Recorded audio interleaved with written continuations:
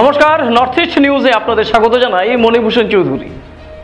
বিস্তারিত সংবাদের আগে এক নজরে দেখে নেই আজকের সংবাদ শিরোনাম।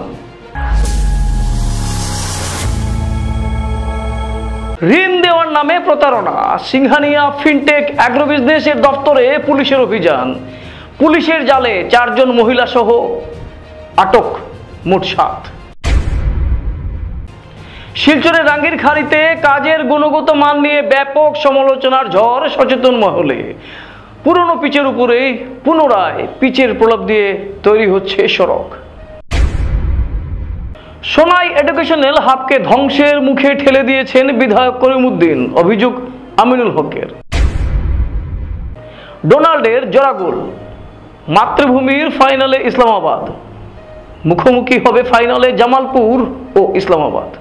এবার বিস্তারিত সংবাদ। শিলচর অম্বিকাপট্টির সিংহানিয়া ফিনটেক অ্যাগ্রো বিজনেসের দপ্তরে পুলিশের অভিযান। পুলিশের জালে 4 জন মহিলা সহ মোট 7 জন হয়েছে আটক। ঋণ পাইয়ে দেওয়ার নামে রাজ্য জুড়ে 2000 কোটি টাকার কেলেঙ্কারির অভিযোগ প্রকাশ্যে এসেছে।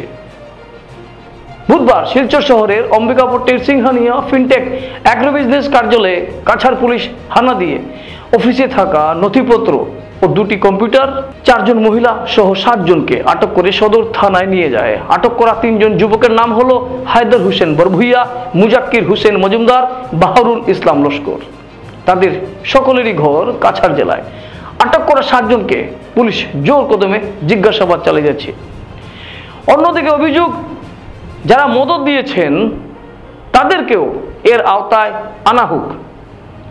প্রসঙ্গত, বিভিন্ন বিশিষ্ট ব্যক্তির নামও শোনা যাচ্ছে এ প্রসঙ্গে। নর্থ ইস্ট নিউজের বরাক ভ্যালি ইনচার্জ সুরজিৎ চক্রবর্তীর প্রতিবেদন।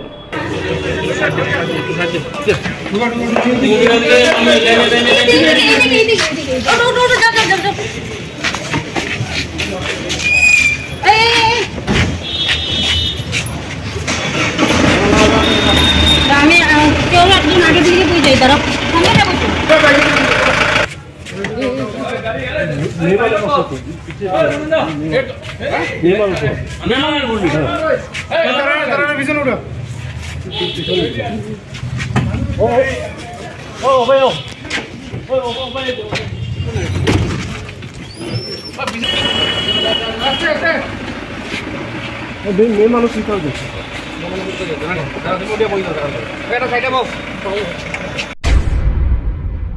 শিলচর শহরের রাঙ্গিরখাড়িতে সড়ক তৈরির কাজের গুণগত মান নিয়ে ব্যাপক সমালোচনার ঝড় উঠেছে সচেতন মহলে। পুরনো পিচের উপরে পুনরায় পিচের প্রলেপ দিয়ে সড়ক তৈরির কাজ দেখে হতভম্ব শহরের লোকজন। সম্প্রতি দুর্গাপূজার আগে বেহাল সড়ক সংস্কার করার মুখ্যমন্ত্রীর দেওয়া আশ্বাসের পরই অত্যন্ত নিম্নমানের কাজ দেখে নানা প্রশ্ন উঠেছে সচেতন মহলে।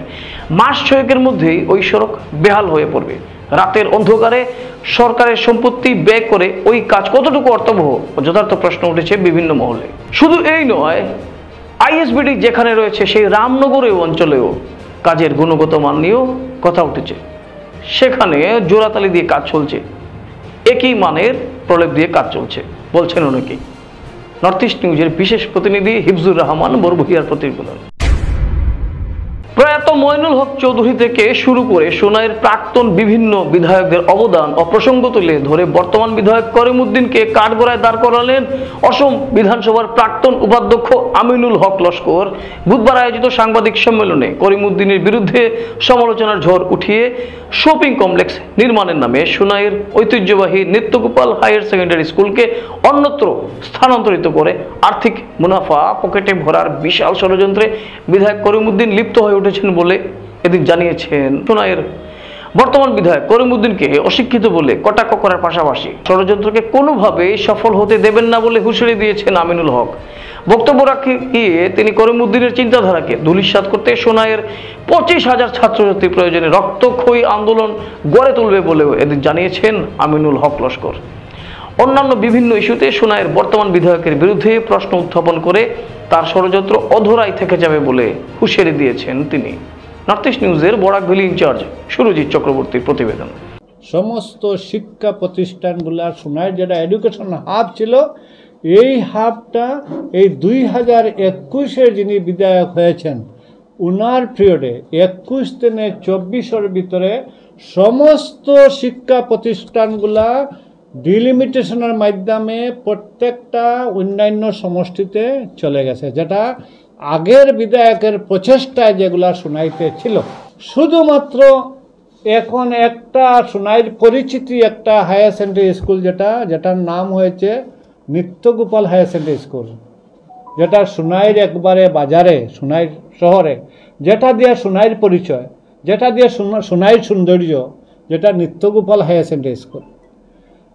যে মানুষ বিধায়ক হওয়ার পরে তার নিজের যেহেতু শিক্ষা নাই, শিক্ষার প্রতি কোনো দরদও নাই, সমস্ত শিক্ষা প্রতিষ্ঠানগুলোকে অন্যান্য সমষ্টিতে বাইর করে দেওয়ার পরে একটা যেটা হায়ার সেকেন্ডারি ছিল, যেটা নিত্যগোপাল হায়ার সেকেন্ডারি স্কুল, ওই হায়ার সেকেন্ডারি স্কুলতে ওই জায়গাকে শপিং কমপ্লেক্স করার জন্য আমাদের বর্তমান বিধায়ক মুখ্যমন্ত্রীকে একটা চিঠি দিয়েছেন। ওই চিঠির মাঝে লিখেছেন যে এই স্কুলটা এখান থেকে শিফটিং করে আপনার তুলারগ্রাম, যেখানে এই স্কুল থেকে প্রায় 1/2 কিলোমিটার দূরে ওয়াটার রিসোর্সের যেটা জায়গা আছে ওই জায়গাতে স্কুল করা হোক।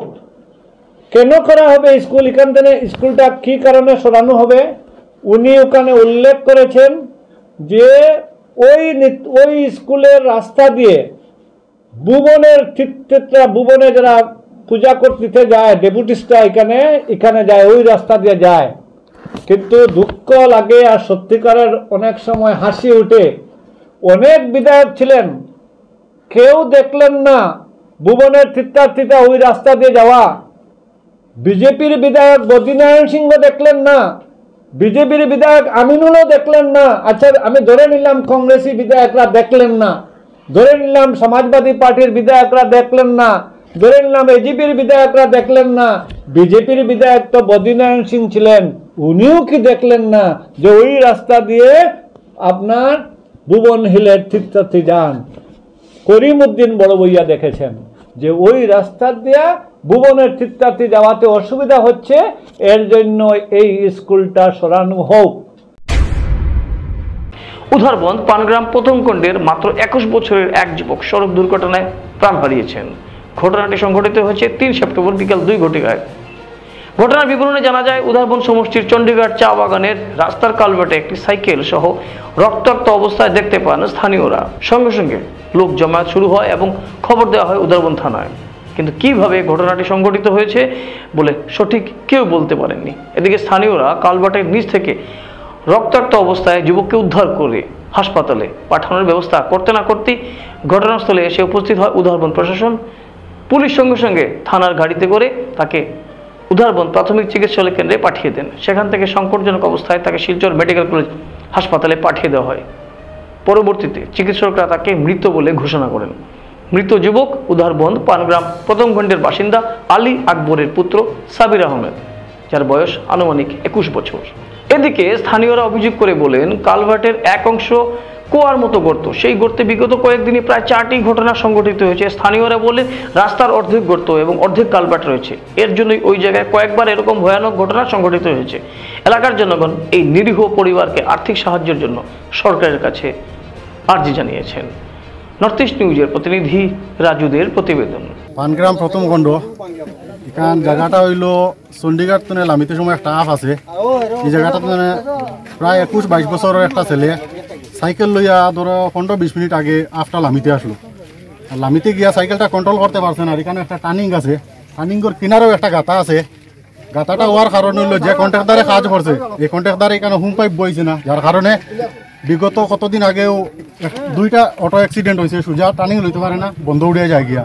আর আজকে ছেলেটা সাইকেল লই লামিয়া জায়গা স্পট ডেড হয়ে গেছে গিয়া প্রায় 15 মিনিট আগে। এখান তো সাইকেলটা কাটিতে পারছে না, যার কারণে কালফাটা পড়ে গেছে। পড়ার লগে লগে তা উড়িয়া গিয়া ওইখানে মাথা লেগে গেছে গিয়া। তার নাম কি ছিল? সাবির হোসেন লস্কর। সাবির হোসেন লস্কর, বয়স 21-22 বছর। বাবার নাম কি? আলী আকবর লস্কর। বাড়ি কোন জায়গা? পানগ্রাম প্রথম খণ্ড। যে কন্ট্রাক্টারে কাজ করছে সে করছে এটা তো আমরা জানিও না, তবে কালভার্টর কাজটা আধা রাস্তাত রাখিয়া যাওয়ার কারণে আজকে বারবার ঘটনা হওয়ার এই কালভার্টটা এখানে বানাইয়া এই বুধবার শিলচর সিভিল হাসপাতালের কনফারেন্স হলে আয়োজিত হয় মৃত্যুঞ্জয় 108 জরুরিকালীন অ্যাম্বুলেন্স পরিষেবার সুবিধাভোগীদের সাক্ষাৎ সভা। এদিন সভায় মুখ্য অতিথি হিসেবে উপস্থিত ছিলেন কাছাড় জেলার স্বাস্থ্য বিভাগের যুগ্ম পরিচালক ডক্টর আশুতোষ বর্মন সহ শিলচর সিভিল হাসপাতালের সুপারিনটেন্ডেন্ট ডক্টর অরূপ পাটোয়া, NHM জেলা প্রকল্পের ব্যবস্থাপক রাহুল ঘোষ, ডাক্তার সুব্রত নন্দী প্রমুখেরা। সভায় উপস্থিত আশাকর্মীরা তাদের মতামত ব্যক্ত করে বলেন 108 মৃত্যুঞ্জয় জরুরিকালীন পরিষেবার সঙ্গে জড়িত প্রত্যেক স্তরের কর্মকর্তাদের তারা কৃতজ্ঞতা প্রকাশ করছেন। সেই সঙ্গে চা বাগান অধ্যুষিত অঞ্চলে বসবাসকারীরা কিছুটা এই জরুরিকালীন অ্যাম্বুলেন্স পরিষেবা থেকে বঞ্চিত রয়েছেন বলে মন্তব্য করেছেন অনেকেই। নর্থ ইস্ট নিউজের প্রতিনিধি অমল ঋষির প্রতিবেদন। এই সময়টা অত্যন্ত গুরুত্বপূর্ণ, সেই জন্যই অ্যাম্বুলেন্স সার্ভিসের ব্যবস্থা করা হয়েছে। আমাদের স্টেট সার্ভিসেও অনেক অ্যাম্বুলেন্স আছে, কিন্তু সেটা পর্যাপ্ত নয়। সেই জন্য সরকারের তরফ থেকে 2008 সালে মোটামুটি মাত্র জুলাই একটা অ্যাম্বুলেন্স হয়েছিল EMI-এর সাথে অ্যাম্বুলেন্স সার্ভিস।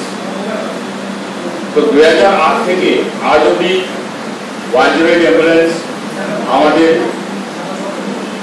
হেলথ সেক্টরে সার্ভিস দিয়ে আসছে এবং আমাদের হেলথ সার্ভিসের একটি অঙ্গাঙ্গী অংশ হয়ে পড়েছে 108 সার্ভিস।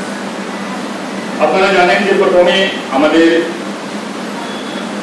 আসামে যেভাবে মাতৃমৃত্যুর হার এবং শিশু মৃত্যুর হার ছিল, যেখানে মাসে 200 থেকে 250 মাতৃমৃত্যু হতো, সেখান থেকে এখন সেটা নেমে আমাদের বিশেষ করে যদি আমাদের কাছাড়ের কথাই বলি, তো আমাদের 2022-23 সালে সেটা ছিল 3400 মাতৃমৃত্যু হয়েছিল, 2023-24 হয়েছিল 13 জন এবং এই সালে এখন অব্দি 4 জন মাতৃমৃত্যু হয়েছে।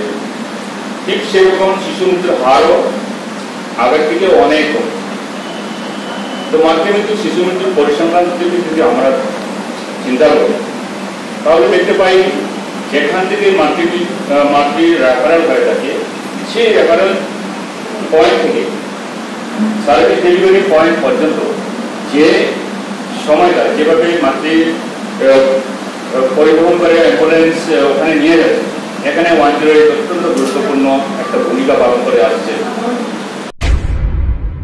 বুধবার দ্বিতীয় দল হিসেবে মাতৃভূমিকা প্রাইজ মানি নকআউট ফুটবল টুর্নামেন্টের ফাইনালে প্রবেশ করল ইসলামাবাদ 11 ব্রাদার্স। এদিন স্থানীয় বাম নিত্যানন্দ উচ্চতর মাধ্যমিক বিদ্যালয়ের খেলার মাঠে আয়োজিত দ্বিতীয় সেমিফাইনালে প্রতিপক্ষ নাজিয়া এন্টারপ্রাইজ দলকে 3-0 গোলের ব্যবধানে পরাস্ত করেছে। তারা ফাইনালের ছাড়পত্র আদায় করে ইসলামাবাদের দলটি আগামী 8 সেপ্টেম্বর রবিবার ফাইনাল খেলায় জামালপুর FC দলের বিরুদ্ধে মাঠে নামবে ইসলামাবাদের দলটি। এদিন সেরা খেলোয়াড় নির্বাচিত হন ইসলামাবাদ 11 ব্রাদার্স দলের খেলোয়াড় ডোনাল্ড। তার হাতে man of the match trophy তুলে দেন এদিনের অতিথি শিলচর জেলা ক্রীড়া সংস্থার রেফারি সচিব সমর রায়, রাষ্ট্রীয় পর্যায়ের প্রাক্তন ফুটবলার ফখরুদ্দিন লস্কর ও মইনুল হক চৌধুরী মেমোরিয়াল ক্লাবের সভাপতি আবুল হোসেন বরভুইয়া। এদিন খেলার শুরুতে মাতৃভূমিকা ফুটবল টুর্নামেন্টকে সফল রূপ দিতে যারা আর্থিকভাবে সহযোগিতার হাত বাড়িয়ে দিয়েছিলেন, সেই সব স্পন্সরদের সম্বোধিত করেছে মাতৃভূমি সামাজিক সংস্থা। নর্থ ইস্ট নিউজের প্রতিনিধি অমল ঋষির প্রতিবেদন। খেলা ভালো লাগছে, নাম্বার 5 মানে যে খেলা দেখলাম खेला जो खेल खेला ये मैं देख के मेरा बहुत दिल लग गया, बहुत अच्छा लगा जो गेम खेला और रेफरी भी अच्छा करा, दोनों टीम भी अच्छा खेला। ये नज़र में आ गया भाई आज का गेम में बहुत बढ़िया खेला, बहुत अच्छा। मैं बोलता हूँ और भी आगे जाके इंडिया का अच्छा आगा মাতৃভূমি আমি এই নিয়ে দুবার আসছি, যেহেতু আমি ডিস্ট্রিক্টের রেফারি সেক্রেটারি, এই রেফারি এখানে পরিচালনার দায়িত্ব আমাকে কমিটি দিয়েছে, তো সেই হিসাবে আমি আজকে আসলাম। এখানে এসে দেখলাম সত্যি সুন্দর ব্যবস্থা, এবং খেলোয়াড়দের উৎসাহ করার জন্য যে হারে দর্শক থাকে সচরাচর আমরা বরাকবেড়িতে দেখতে পাই না, সেই দর্শক এখানে দেখেছি শৃঙ্খলাভাবে তারা খেলাধুলা দেখেছেন, খেলাও উপভোগ করছে। আর সবচেয়ে বড় কথা অ্যারেঞ্জমেন্ট যা করেছে মাতৃভূমি সত্যি নজর পড়ার মতো, অনেক কিছু শেখারও আছে, অন্য অন্য সংস্থাগুলো শিখতে পারবে। আসুন আপনারা মাতৃভূমিকে আরও জানি আগে নিয়ে, আমি ভগবানের কাছে প্রার্থনা করি তারা জানি আরও আগামী দিনগুলো যেন আরও উৎসাহভাবে আরও উদ্যোগভাবে মানে এই অনুষ্ঠান করতে পারে। এই জন্য আমি মাতৃভূমিকে সকল মেম্বারকে, প্রেসিডেন্ট, সেক্রেটারি এবং অল মেম্বার এবং ধুলাই যারা এখানে দর্শক আছে তাদের সত্যি আমি আমার তরফ থেকে এবং আমার ডিস্ট্রিক্টের তরফ থেকে স্পোর্টসের সহযোগিতা আমার এখানে আছেন 8 বারে সন্তোষটুকু খেলেছেন, ফখরুল লস্কর উনিও আছেন, আজকে ওনাকে পেয়েও আমি ধন্য। অতএব এই খেলা বহুত উৎসাহজনক খেলা, এই জন্য মাতৃভূমিকে অশেষ অশেষ ধন্যবাদ। ভগবানকে আগামীতে দিন যেন আরও জানি তারা যেন সমৃদ্ধ করে। সংবাদ শেষ করার আগে আরও একবার দেখে নেই আজকের সংবাদ শিরোনাম। ঋণ দেওয়ার নামে প্রতারণা, সিংহানিয়া ফিনটেক অ্যাগ্রো বিজনেসের দপ্তরে পুলিশের অভিযান। পুলিশের জালে 4 জন মহিলা সহ আটক মোট 7। শিলচরের রাঙ্গিরখাড়িতে কাজের গুণগত মান নিয়ে ব্যাপক সমালোচনার ঝড় সচেতন মহলে। পুরনো পিচের উপরে পুনরায় পিচের প্রলাপ দিয়ে তৈরি হচ্ছে সড়ক। সোনাই এডুকেশনাল হাবকে ধ্বংসের মুখে ঠেলে দিয়েছেন বিধায়ক করিমউদ্দিন, অভিযোগ আমিনুল হকের। ডোনাল্ডের জোড়া গোল, মাতৃভূমির ফাইনালে ইসলামাবাদ। মুখোমুখি হবে ফাইনালে জামালপুর ও ইসলামাবাদ। ভারতের উত্তর পূর্বাঞ্চলের পাশাপাশি অন্যান্য স্থানের খবর দ্রুত পাওয়ার জন্য দেখতে থাকুন নর্থ ইস্ট নিউজ। ধন্যবাদ।